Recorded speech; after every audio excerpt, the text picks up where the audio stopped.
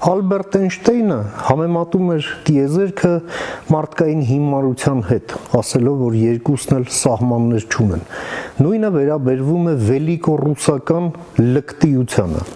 այն լկտիությանը, որով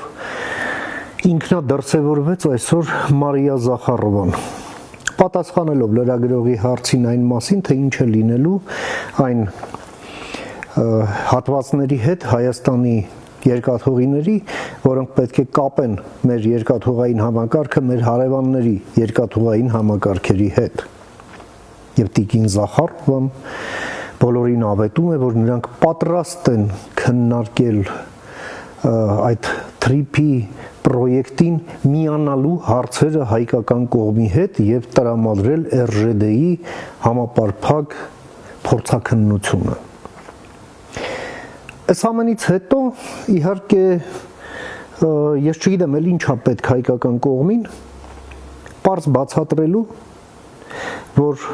ՌԺԴ-ն ուղղակի այլևս անելիք չունի եւ չպետք է ունենա Հայաստանում, որովհետեւ ռուսները նախ եւ առաջ փող չունեն, իսկ երկրորդն էլ եթե ունենային էլ եւ գալու էին մի բանի համար, որ այդ պրոյեկտը տեղի չունենար ուղղակի, իրականություն չդառնար եւ եթե աշխատեր էլ, ապա միայն եւ բացառապես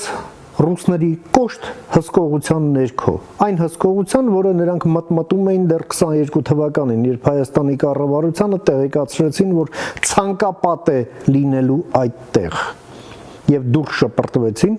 Մեղրիի այդ հատվածից, որտեղ արդեն սկսել էին մեքենաներ ստուգել։ Եվ ուրեմն կորեկտ գնացեք ձեր ՌԺԴ-ով, ՌԺԴ-ի հետ միասին։